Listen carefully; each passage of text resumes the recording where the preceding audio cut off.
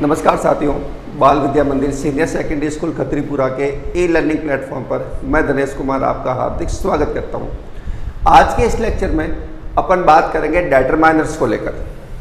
Determiners क्या होते हैं, कितने प्रकार के होते हैं, किस किस प्रकार से उनका जो है प्रयोग जो है एक नाउन से पहले किया जाता है। तो वो सभी बातें आज हम जो डिटरमाइनर्स के रूप में लेंगे कि डिटरमाइनर्स कितने प्रकार के हो सकते हैं, कौन कौन से होते हैं, डिटरमाइनर्स की परिभाषा क्या होती है और डिटरमाइनर्स का उपयोग क्या है। एक सेंटेंस में जब हम डिटरमाइनर्स का प्रयोग करते हैं तो उसका क्या परिणाम निकलता है, उसके बारे में अपन जो है आज इस वीडियो के अंदर चर्चा करेंगे। वैसे ये वीडियो जो है 9th क्लास के लिए एक चैप्टर के रूप में है डिटरमाइनर्स, फिर भी ये वीडियो जो है वो सभी कक्षाओं के लिए और सभी प्रतियोगी जो परीक्षाएं होती है, कंपटीशन एग्जाम जो होते हैं, उनके लिए सभी के लिए महत्वपूर्ण है। क्योंकि डिटरमाइनर्स में से कहीं ना कहीं सवाल जो है पूछा जाता है और वो सवाल जो है अगर हमें सही ध्यान होंगे डिटरमाइनर्स के बारे में तो वो सवाल हमारा गलत नहीं होगा। तो आज के इस वीडियो में अपन चर्चा करेंगे डिटरमाइनर्स को लेकर।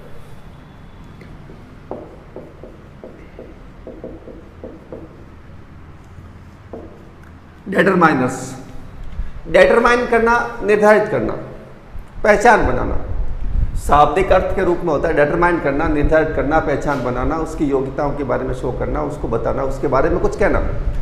तो यहाँ अपन जो डिटरमाइनर्स हैं उसकी अगर परिभाषा की बात करें तो अपन लिख सकते हैं कि डिटरमाइनर्स वे शब्द हैं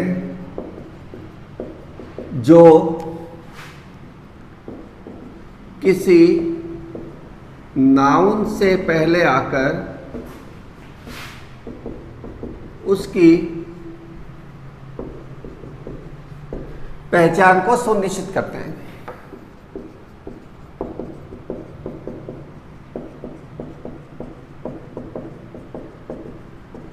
ये सामान्य रूप से परिभाषा होती है डिटरमाइनर की कि डिटरमाइनर्स वे शब्द होते हैं जो किसी नाउन से पहले आते हैं और उसकी पहचान को सुनिश्चित करते हैं, वो होते हैं डिटरमाइनर्स। अब अगर बात करें डिटरमाइनर्स कौन कौन से होते हैं, किस प्रकार लगते हैं, तो आपने देखा होगा आर्टिकल्स का। आर्टिकल्स में ए, एन और द तीनों आते हैं, ये डिटरमाइनर का ही एक भाग है।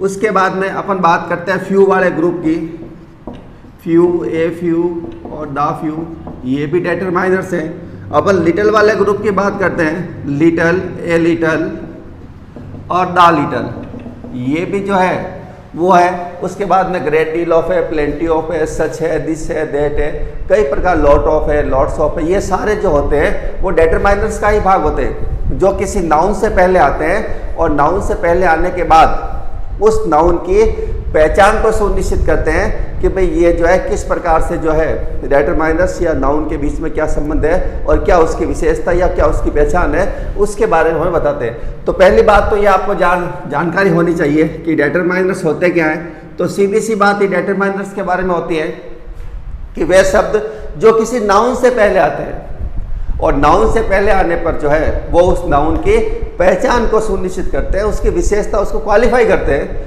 और हालांकि क्वालिफाई के लिए एडजेक्टिव शब्द आता है, एडजेक्टिव से पहले भी जो है अपन जो है वो डिटरमाइनर्स का प्रयोग कर सकते हैं। जैसे अपन बात करते हैं गर्ल, ए गर्ल, तो ए यहाँ पर जो है वो डिटरमाइनर है और ए जो होता है वो वन, ए और एन दोनों जो है वो वन की वीक फॉर्म है। जहां पर हम वन का प्रयोग करते हैं वहां पर हम ए और एन का प्रयोग कर सकते हैं और ए और एन के प्रयोग का अर्थ जो निकलता है वो एक निकलता है। ठीक है, अपन यहां द रीच की भी बात कर लेते हैं तो ये नाउन बन जाएगा।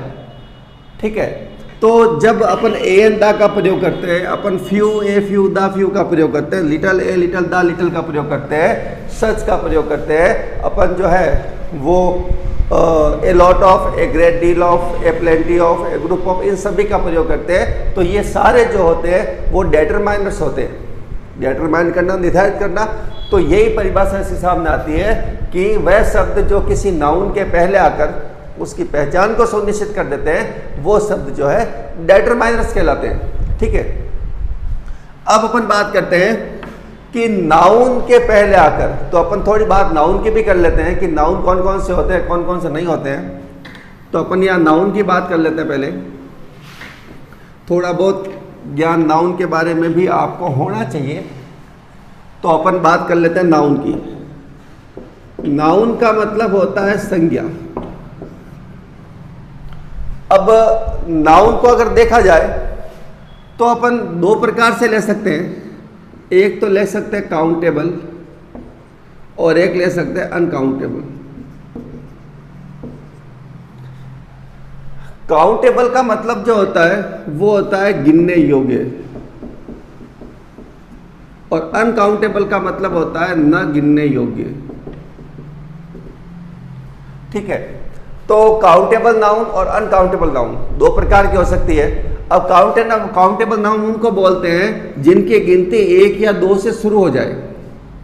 जिनकी गिनती 1 या 2 से शुरू हो जाए उसको काउंटेबल नाउन बोलते हैं। जैसे पेन की अपन बात करते हैं, फैन की अपन बात करते हैं, बैग की बात करते हैं, बॉय की बात करते हैं, गर्ल की बात करते हैं, बुक की बात करते हैं। तो ये सभी काउंटेबल है। क्यों काउंटेबल है? क्योंकि हम इनकी गिनती को शुरू कर सकते हैं। और जो अनकाउंटेबल नाउन होंगे इसका मतलब ये हुआ कि उनको अपन गिन नहीं सकते। ये जो है नंबर में शो होंगे,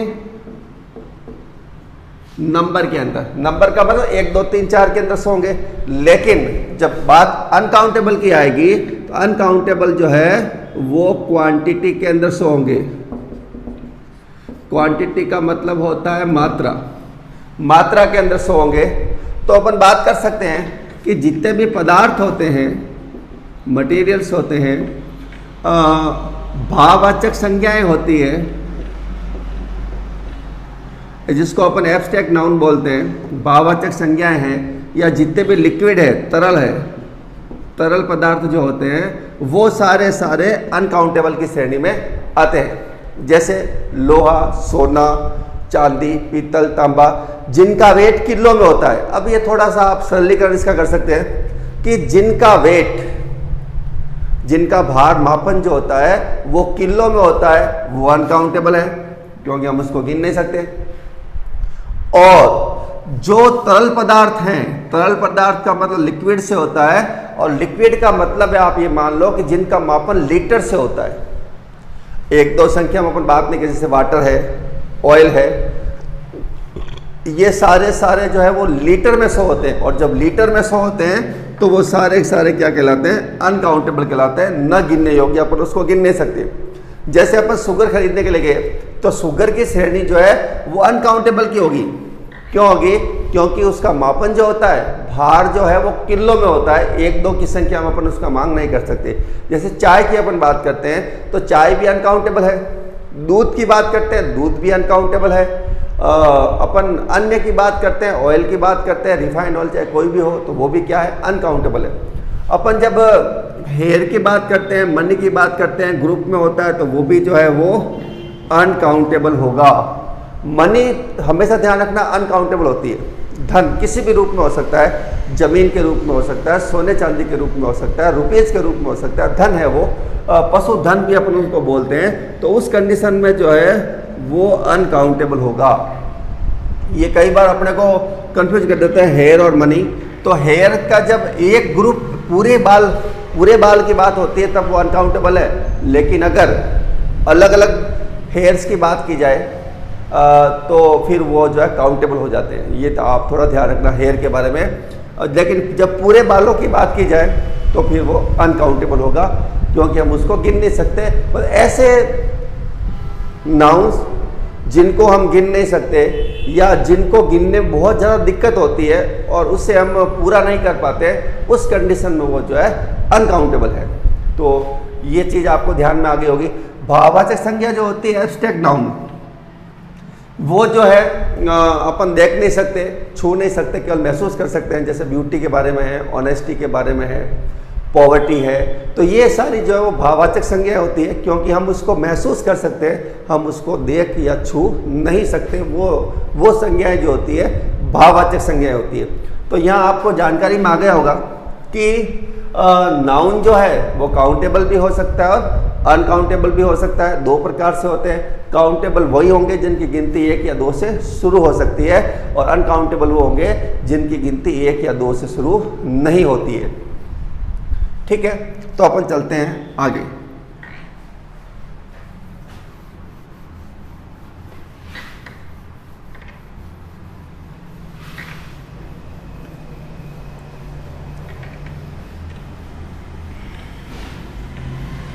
अब डिटरमाइनर्स के अंदर जो एक भाग है वो भाग है आर्टिकल का। आर्टिकल्स जो है वो ए, एन और द, ये 3 आर्टिकल होते हैं। 3 आर्टिकल में सॉरी, ये जो है वो इंडेफिनेट है और ये आर्टिकल जो है वो डेफिनेट कहलाता है।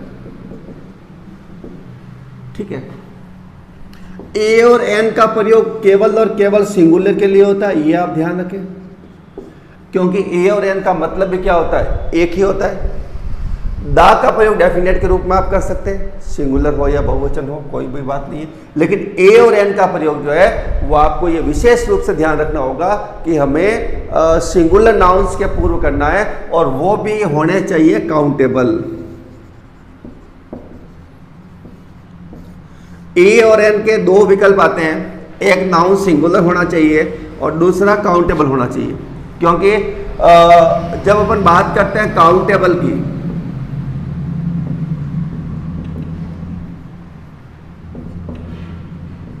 तो काउंटेबल के ही 2 प्रकार होते हैं, एक तो प्रकार होता है सिंगुलर और एक प्रकार होता है प्लूरल। अनकाउंटेबल का कोई प्रकार नहीं होता। अनकाउंटेबल हमेशा जो है वो सिंगुलर ही माना जाता है, लेकिन काउंटेबल नाउन है, गिनने योग्य है। जब एक है तो वो सिंगुलर होगा और एक से अधिक है तो वो क्या बन जाएगा, बहुवचन रूप में हो जाएगा। तो ये थोड़ा आप ध्यान रखें कि काउंटेबल नाउन्स के प्रकार, जो सिंगुलर प्लूरल जो भी प्रकार है वो काउंटेबल नाउन के प्रकार हैं। अनकाउंटेबल नाउन जो है जिसको हम गिन नहीं सकते, उस कंडीशन के अंदर जो है वो सिंगुलर फॉर्म के अंदर ही होगा, क्योंकि एक से अधिक वो हो नहीं सकता। उसकी मात्रा होती है, उसका नंबर नहीं होता है कि 1 2 3 4 अपन ले सके। ठीक है, तो ये ध्यान रखना, ए और एन का प्रयोग जो है वो सिंगुलर और काउंटेबल के पहले ही होता है। अपन ए गोल्ड, ए सिल्वर नहीं कह सकते। ठीक है, अब चलते हैं इस आर्टिकल के अंदर भाग को लेकर ए और एन के प्रयोग में। आर्टिकल्स में अपन बात करते हैं आज ए और एन की।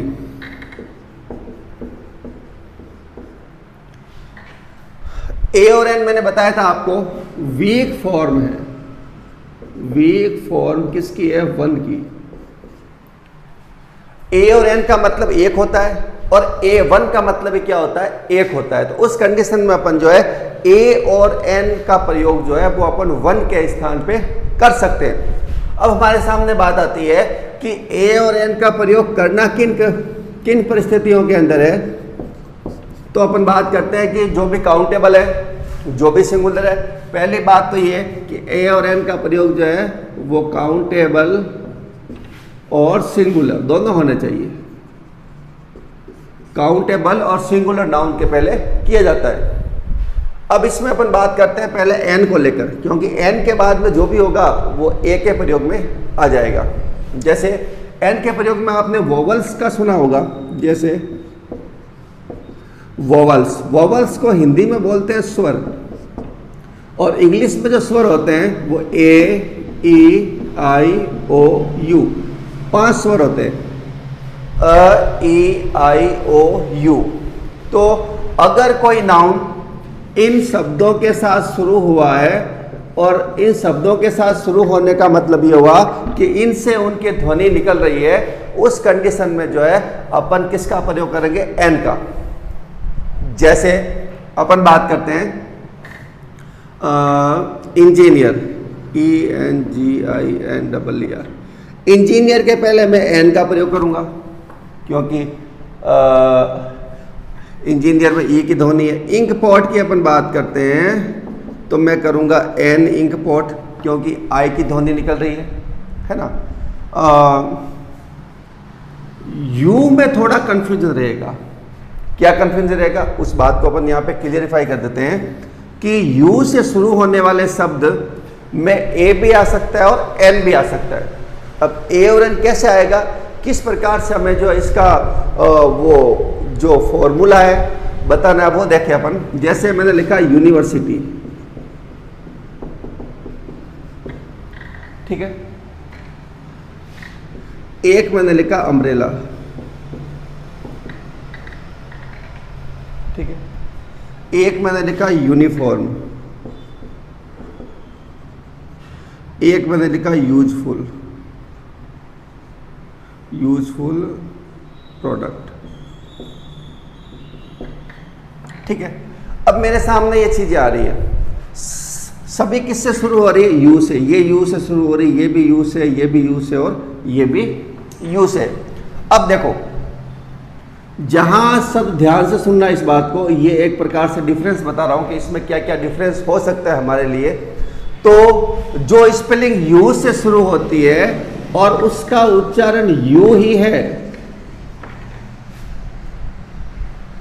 उस कंडीशन में अपन जो है वो एन का प्रयोग न करके प्रयोग करेंगे ए का। ये आप विशेष ध्यान रखें। वापस से रिपीट कर देता हूं मैं कि जो स्पेलिंग, एक शब्द और भी आता है यूरोपियन, यूरोपियन में, ठीक है ना, ये शुरू हो रही है आपके ए से। एक शब्द और भी आता है, अपन लिख देते हैं ऑनेस्ट, ऑनेस्ट में, ठीक है। अब देखो बात क्या आ रही है कि अगर कोई भी इनमें से कोई शब्द, विशेषकर तो यही शब्द आएगा यू से, लेकिन यहाँ ई के लिए भी जो है यूरोपियन है, क्योंकि ये यहाँ पे साइलेंट के रूप में आ रहा है, यूरोपियन शब्द का प्रयोग होता है। तो यहाँ पर ध्यान रखना कि अगर यू से स्पेलिंग शुरू हो या ई से शुरू हो, दोनों में से कोई एक की शुरू होगी, उस कंडीशन में उसका अगर यू ही उच्चारण हो रहा है तो उसका मतलब आपको प्रयोग करना है ए का। और अगर स्पेलिंग यू से शुरू हो रही है लेकिन उच्चारण यू से न होकर कोई अन्य से, इससे किससे भी हो सकता है, और विशेषकर उसका होगा अ से। किसका होगा? अ से। उस कंडीशन में अगर यू से स्पेलिंग शुरू हो रही है, उसका उच्चारण अ से हो रहा है, इसका मतलब उसमें लगाना है एन। ये बात आपको समझ में आ गई होगी। जैसे अब उदाहरण करते हैं अपन, जैसे यूनिवर्सिटी, उच्चारण यू से हो रहा है तो हम यहाँ ए लगाएंगे, ठीक है। अब बात हो रही है अम्ब्रेला, यूम्ब्रेला नहीं होता है, अम्ब्रेला होता है। यू से शुरू हो रही है स्पेलिंग, लेकिन उच्चारण जो शुरू हो रहा है वो अ से शुरू हो रहा है, और अ से शुरू हो रहा है इसका मतलब लगाएंगे एन। उसके बाद में यूनिफॉर्म, यू से शुरू हो रहा है तो ए लग जाएगा, यूजफुल में यू से शुरू हो रहा है ए लग जाएगा, यूरोपियन में ए लग जाएगा।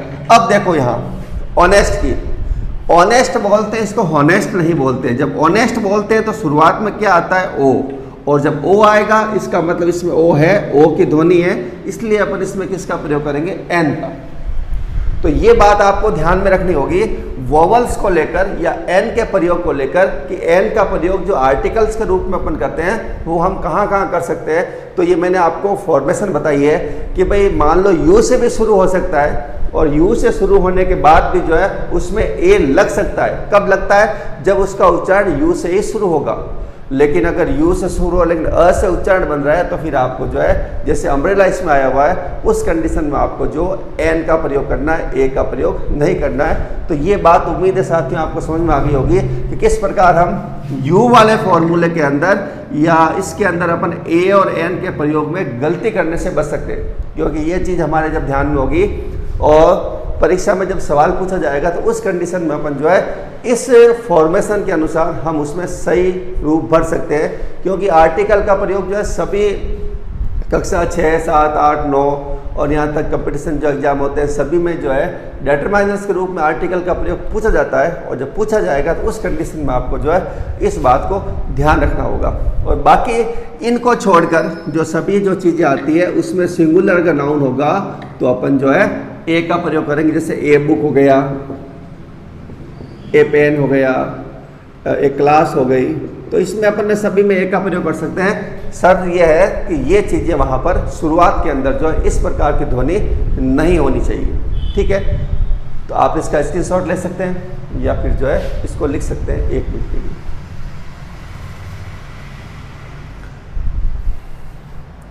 उसके बाद अपन चलते हैं आगे।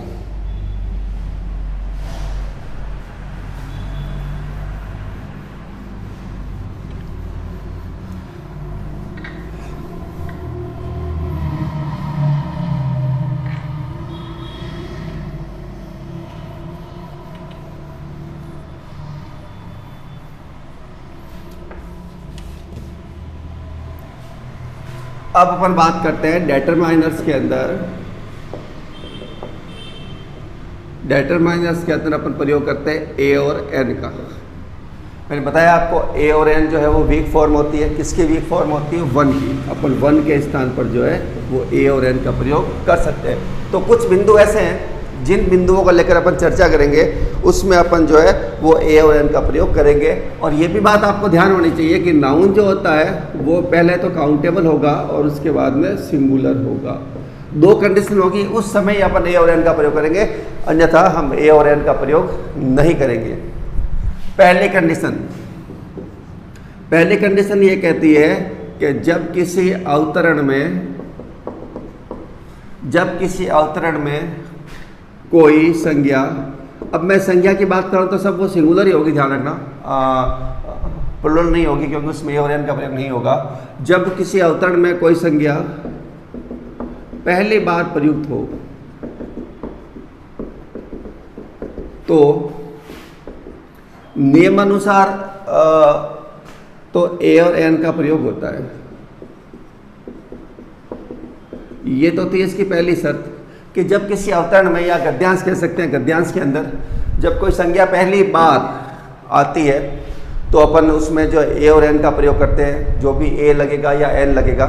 लेकिन मैं यहाँ और बता दूँ आपको एक बात कि अगर वही संज्ञा उसी गद्यांश या अवतरण में दूसरी बार प्रयुक्त होती है तो उसमें फिर अपन ए और एन न लगा के अपन लगाएंगे उसमें दा। ये थोड़ा आप ध्यान रखना। जैसे अपन बात करते हैं once there was a lion, ये अपन स्टोरी के अंदर हर बार पढ़ते आते हैं। तो यहाँ जब स्टोरी शुरू हो रही है या हमें लग रहा है कि ये सेंटेंस जो है वो सिंगुलर पहली बार ही प्रयुक्त हुआ है तो उसमें हम यहाँ पे नियम अनुसार ए का प्रयोग करें, क्योंकि एन का प्रयोग तो होगा नहीं। क्यों नहीं होगा? क्योंकि यहाँ पे वो वोवल्स वाला फॉर्मूला है नहीं। लेकिन जब इसी अवतरण के अंदर जब अपन दूसरी बार लॉइन शब्द का प्रयोग करेंगे तो फिर क्या होगा? The lion. जैसे मैंने लिखा द लॉइन वाज स्लीपिंग। तो यहाँ पर आपको ध्यान देने योग्य बात है कि जब किसी गद्यांश या अवतरण के अंदर जब कोई पहली बार नाउन आता है तो वो हमारे लिए अपरिचित होता है, अनआइडेंटिफाई होता है, और उस समय अपन जो है उसके साथ नियमानुसार ए और एन का प्रयोग करेंगे। जैसे यहाँ स्नैक भी हो सकता है, रैबिट भी हो सकता है, कहानी में कुछ भी हो सकता है, ए मैन भी हो सकता है, ए वुमेन भी हो सकती है, कुछ भी हो सकता है, लेकिन होगा वो सिंगुलर फॉर्म के अंदर और काउंटेबल होगा। ठीक है। लेकिन वही चीज अगर दूसरी बार उसके अंदर आएगी तो उस कंडीशन में अपन जो है उसके साथ किसका प्रयोग करेंगे? दा का प्रयोग करेंगे। ठीक है। इसमें एक दो उदाहरण और लेते हैं अपन। जैसे एक उदाहरण इसमें और दिया है, सी लिव्स इन हट।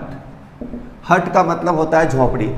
ये हमारे सामने कोई उदाहरण आया है और हमें मालूम नहीं है कि हट हमारे सामने पहली बार ही आया, तो इसलिए अपन इसमें जो किसका प्रयोग करेंगे? ए का प्रयोग करेंगे।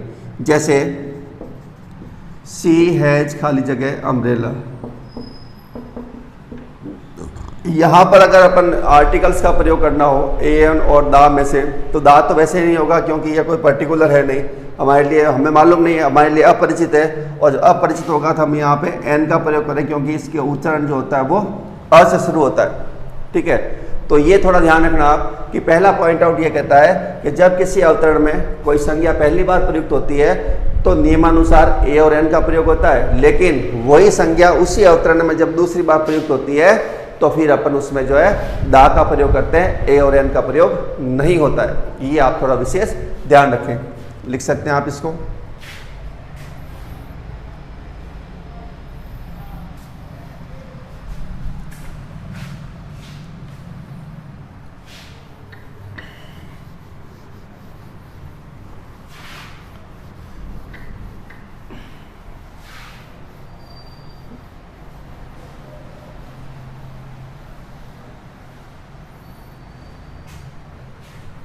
दूसरा जो नियम कहता है, दूसरा पॉइंट आउट ये कहता है कि ऐसे सिंगुलर पूरक संज्ञाएं, ऐसे सिंगुलर पूरक संज्ञाएं जो व्यवसाय या पैसे से संबंधित हो, व्यवसाय या किसी पैसे से संबंधित हो।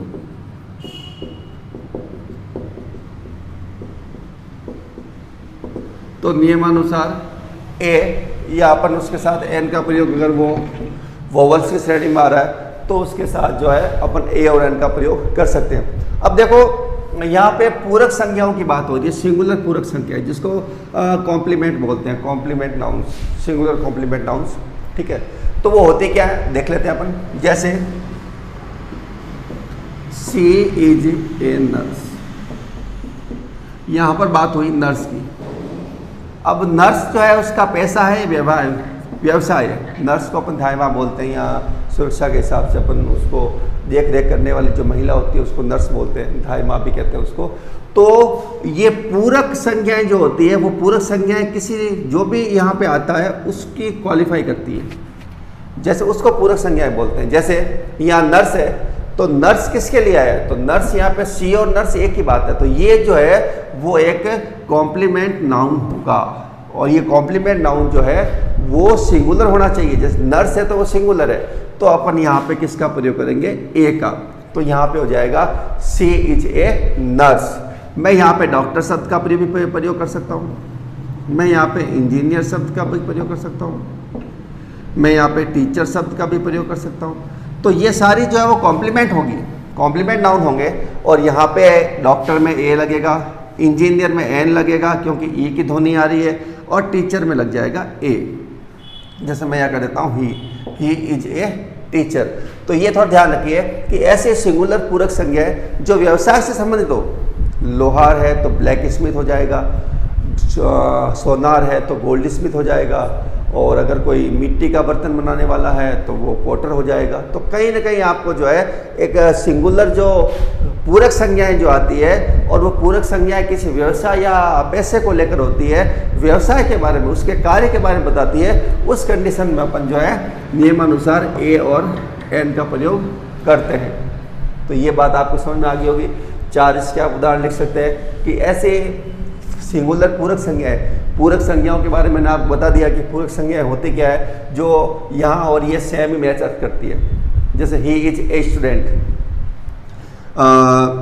ही इज ए स्टूडेंट, वह एक विद्यार्थी है। तो यहाँ पे स्टूडेंट और ही दोनों एक ही चीज़ है, तो इसका मतलब ये जो है वो आपके कॉम्प्लीमेंट नाउन होगा। कॉम्प्लीमेंट नाउन का मतलब क्या होता है, वो पूरक संज्ञा होता है। तो ये चीज़ आपके समझ में आ गई होगी कि ए एन का प्रयोग जो है वो ऐसे व्यवसाय पैसे संबंधित संज्ञाओं के लिए होता है जो पूरक होती है, जो कॉम्प्लीमेंट होती है। ठीक है, इसको आप लिख सकते हैं। आगे अपन चलते हैं नेक्स्ट में।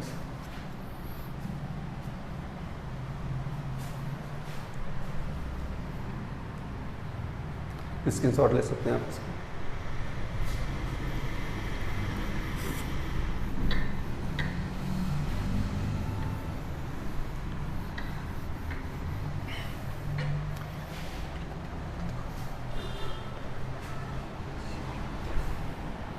नंबर 3 पॉइंट आउट जो अपन लेंगे वो लेंगे ऐसी अभिव्यक्तियां या एक्सप्रेशन, या अपन इसको इंग्लिश में बोल सकते हैं एक्सप्रेशन, जो मूल्य, गति या अनुपात को शो करती है, शो या दर्शाती है। ए और एन का प्रयोग होता है।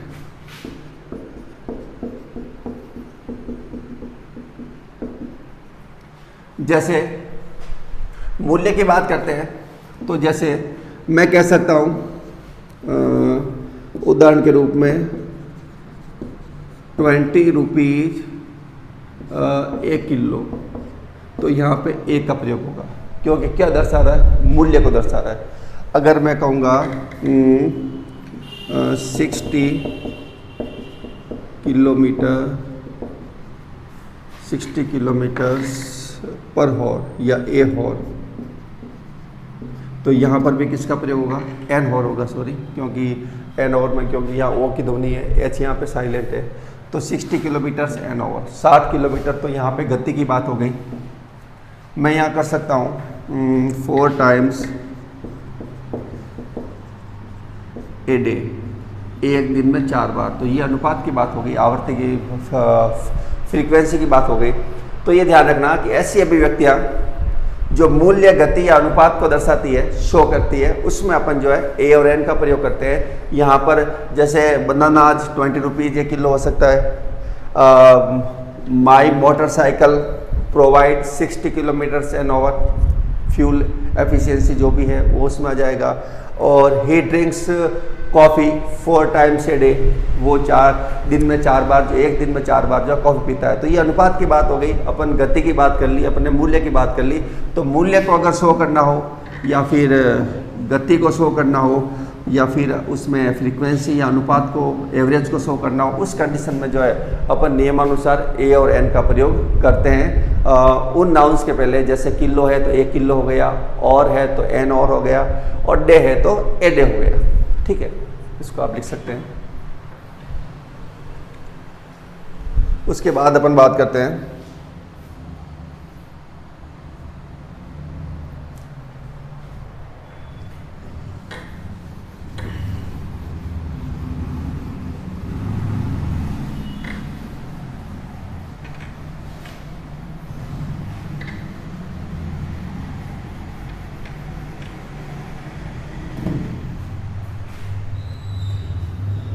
उसके बाद नंबर 4 में अपन लेते हैं फ्यू व लिटल के साथ। ध्यान रखना, फ्यू काउंटेबल में आता है और लिटल जो है वो अनकाउंटेबल होता है।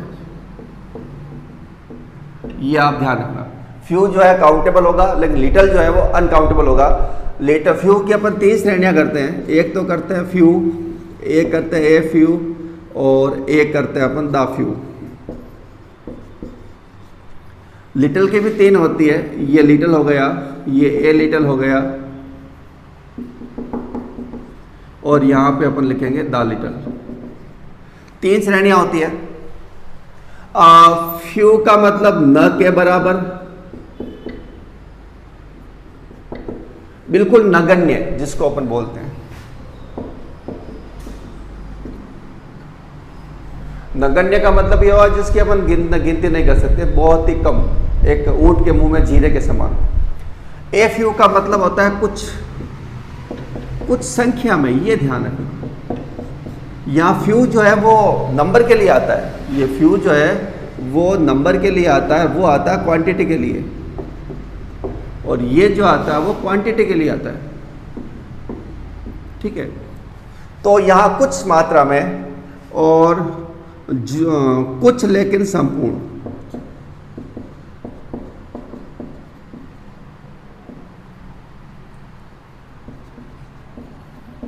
ठीक है, वही बात ये होती है कि यहां भी नगण्य है लेकिन क्या होगी, मात्रा होगी। यहां कुछ का मतलब कुछ मात्रा में होगा, और यहां कुछ लेकिन संपूर्ण। ठीक है ना, तो ये 2 चीजें आप ध्यान रखेंगे। पहली बात तो अपन आगे पढ़ेंगे लिटिल ए लिटल और फ्यू के बारे में, few a few the few के बारे में। उससे पहले थोड़ी सी जानकारी मैं आपको दे दूं कि पहली बात तो ये भी ये काउंटेबल के पहले होता है। सबसे मेजर फर्क, जब कोई सवाल पूछा जाता है तो उसमें फ्यू का ऑप्शन भी होता है, लिटिल का भी होता है। तो आप खाली जगह के बाद वाला जो नाउन आ रहा है उस नाउन को देख के पता लगा सकते हैं कि उसमें फ्यू की श्रेणी आएगी या लिटिल की आएगी। अगर खाली जगह के बाद वाला जो है वो संख्या में है, उसका मतलब फ्यू वाला ग्रुप आएगा। और अगर खाली जगह के बाद वाला कोई नाउन संख्या में ना है, क्वांटिटी के मात्रा में, तो फिर जो है अपन उसके अंदर लिटिल वाला परफॉर्मेंस कैसे देख, मतलब लिटिल करेंगे। जैसे अपन यहाँ लिख सकते हैं फ्यू बुक्स, तो यहाँ फ्यू का प्रयोग जो वो बुक्स के लिए होता है, मैं यहाँ ए फ्यू कर दूंगा। जैसे मैंने फ्यू बुक्स किया तो इसका मतलब नगण्य से किताब है, उसके पास कुछ ऐसा है नहीं। लेकिन ए फ्यू का मतलब हो गया थोड़ी सी उसके पास किताबें है। और अगर मैं यहाँ पे द फ्यू का मतलब करता हूँ, थोड़ी तो है लेकिन पूरी की बात कर लेता हूँ मैं, तो ये बात इसमें लागू होती है। जैसे अब मैं बात करता हूँ लिटिल वाटर को लेकर,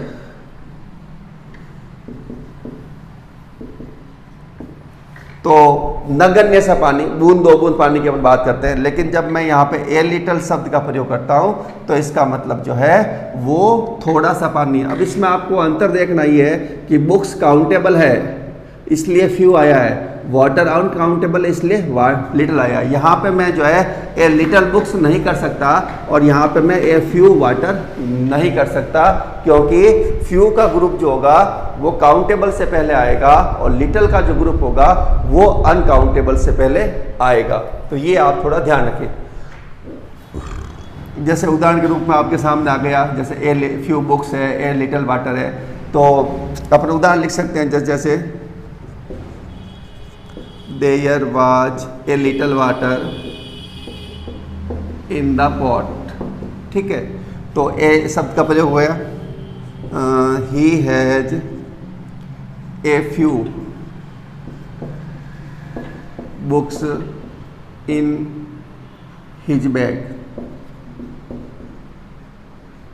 तो ये शब्द जो है ये उदाहरण आ गया। तो यहाँ पे ए का प्रयोग होगा, तो लिटल और फ्यू के साथ भी अपन ए का प्रयोग कर सकते हैं। उस समय जो है वो ए का प्रयोग उसके अंदर जो है कुछ मात्रा को दर्शाता है कि थोड़ी बहुत मात्रा उसके पास है। लेकिन जब अपन लिटिल का प्रयोग करते हैं या केवल फ्यू का प्रयोग करते हैं तो वो मात्रा जो है वो नगण्य मात्रा होती है। लिख लेना आप भले इसको, स्क्रीनशॉट आप इसका ले सकते हैं। आगे चलते हैं अपन।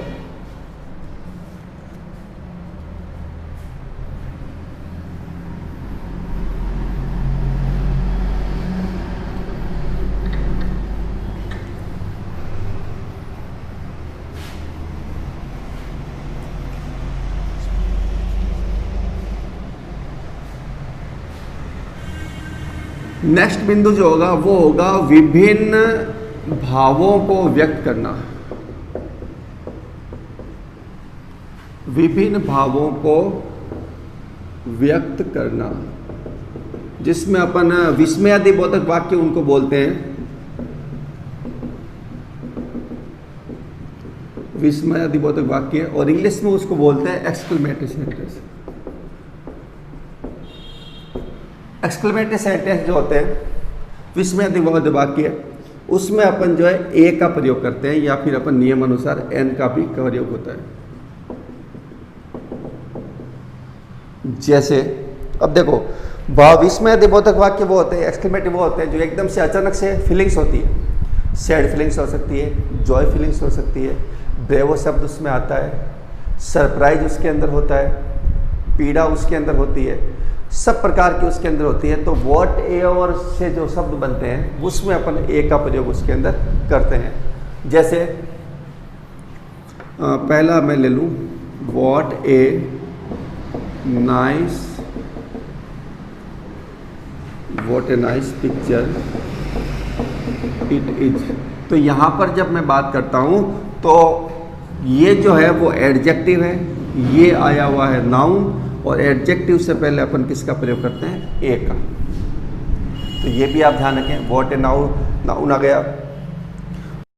ओल्ड फेलो, जैसे वॉट एन ओल्ड फेलो, आश्चर्य की बात हो रही है तो यहाँ पे मैंने एन का प्रयोग कर लिया। मैं यहाँ भी कर सकता हूँ वॉट ए प्रेटी कलर, कि कलर कितना जो है मनमोहक है। तो अपन बात करते हैं तो यहाँ पे ध्यान रखना आप कि जब एक्सक्लेमेशन वाला मामला होता है, विस्मयादिबोधक वाला मामला होता है, उस कंडीशन में अपन जो है नियमानुसार ए और एन का प्रयोग, विशेष करके जो है व्हाट वाले सेंटेंस जो आश्चर्य को दर्शाते हैं, सरप्राइज को दर्शाते हैं, उनमें अपन जो है ए और एन का प्रयोग करते हैं। ठीक है, ये आप लिख सकते हैं स्क्रीनशॉट के रूप में।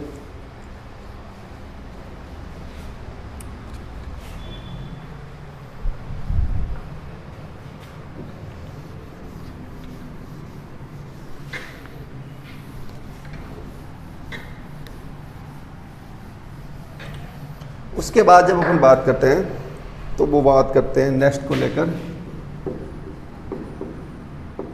विभिन्न पदों या उपाधियों के संक्षिप्त का मतलब होता है एब्रीवेटेड, जिसको संक्षिप्त बोलते हैं, संक्षिप्त रूपों से पहले। जैसे अपन बात करते हैं एमए की, अपन बात करते हैं एमएलए की, अपन बात करते हैं बीए की, अपन बात करते हैं बीकॉम की, ठीक है, अपन बात करते हैं बीएड की, ठीक है। तो ये सब जो है वो संक्षिप्त रूप है, पद है। अपन एमएलए की, अपन एसपी की बात करते हैं, तो यहाँ पर ध्यान रखना कि विभिन्न पदों या उपाधियों के संक्षिप्त रूपों से पहले नियमानुसार ए और एन का प्रयोग करना है। जैसे अब देखो इसमें ये ध्यान रखना आपको थोड़ा सा विशेष ध्यान रखना इसमें कि देखो ये सिंगल एम आया है, इसका उच्चारण जो होता है वो इस तरह से होता है एम, ध्वनि किसकी आ रही है, ए की आ रही है। अब यहाँ आप गच्चा मत खा जाना कि भाई साहब इसमें तो ए ही आएगा क्योंकि एम से शुरू हो रहा है, लेकिन ये सिंगल वर्ड है। अगर कोई शब्द होता, सिंगल लेटर आ रहा है, अक्षर आ रहा है, लेकिन अगर कोई वर्ड होता वो एम से शुरू होता तो उसमें जैसे मैन, मैन ऐसे लिखा जाता है तो माँ आ रहा है, लेकिन यहाँ पे अपन एम लिखते हैं तो इस प्रकार लिखते हैं, एम होगा। तो फिर ये ध्यान रखना अगर सिंगल लेटर आ रहा है तो उसका उच्चारण करना पड़ेगा। उसमें इसमें एन एम एल है, एन एम ए, इसमें भी। अब देखो बीए में ए बीए डिग्री है, ए बीकॉम है, ए बीएड है, एसपी में एनएसपी हो जाएगा। तो ये थोड़ा ध्यान रखें कि विभिन्न प्रकार की जो उपाधियाँ होती है और उनके जो संक्षिप्त एब्रिविएटेड जो फॉर्म होती है उनके पहले जो है अपन नियमानुसार ए और एन का प्रयोग करते हैं, ठीक है। एक छोटा सा नियम इसके अंदर शायद और होगा, मैं बता दूंगा आपको कि जैसे मैं बात करता हूँ ओल्ड की, ओल्ड मैन की, यही समझ देता हूँ, ज़्यादा बड़ा नियम है नहीं वो। ओल्ड में मैंने लिख लिया, एक मैंने लिखा है गुड मैन, ठीक है। एक मैंने लिख लूँगा आपको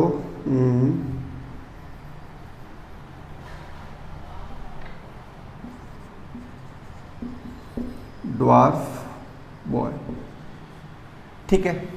अब जब इस कंडीशन में अपन बात करते हैं तो ये आप थोड़ा ध्यान रखना कि ये तो नाउन है और इस नाउन को ये क्वालिफाई कर रहा है तो ये एडजेक्टिव बन गया और ये बन गया नाउन, ठीक है। अब ये भी एडजेक्टिव है, ये नाउन है, ये भी एडजेक्टिव है, ये ड्वार्फ का मतलब होना होता है। अब आप कहोगे सर नाउन के अनुसार उच्चारण करें या एडजेक्टिव अनुसार करें, तो ये आप ध्यान रखना कि खाली जगह से बाद वाला जो भी शब्द है वो उच्चारित होगा। जैसे खाली जगह के बाद में इसमें ओल्ड है तो यहाँ पे एन ओल्ड हो जाएगा, यहाँ मैन की कोई भूमिका नहीं रहेगी, ये थोड़ा ध्यान रखें।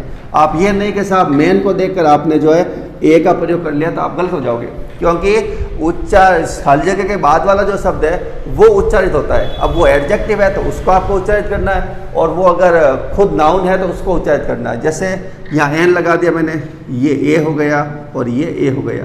इस बात को आप थोड़ा ध्यान रखें कि अगर किसी नाउन से पूर्व कोई एडजेक्टिव आया हुआ है और एडजेक्टिव अगर वो वोवल्स में है उसका उच्चारण पहले, तो आपको नियमानुसार एन का प्रयोग करना है, और अगर वो वोवल्स में नहीं है तो उस कंडीशन में आप जो है वो ए का प्रयोग करेंगे। एक छोटी सी बात ए में ये आती है कि जब हम किसी को अपरिचित को कोई बुलाते हैं, हमारे लिए वो परिचित नहीं है, तो जैसे ए मिस्टर शर्मा,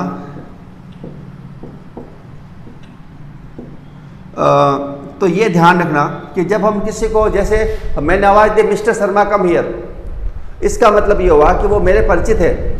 लेकिन जब मैं कहूँगा ए मिस्टर शर्मा कम हियर, इसका मतलब ये हो गया कि वो मेरे परिचित नहीं है। ये भी थोड़ा आप ध्यान रखें कि ए का प्रयोग उस कंडीशन में भी होता है जब हम किसी को संबोधित करते हैं और वो हमारे परिचित नहीं होता है, उस कंडीशन में भी अपन जो है वो ए का प्रयोग करते हैं, ठीक है।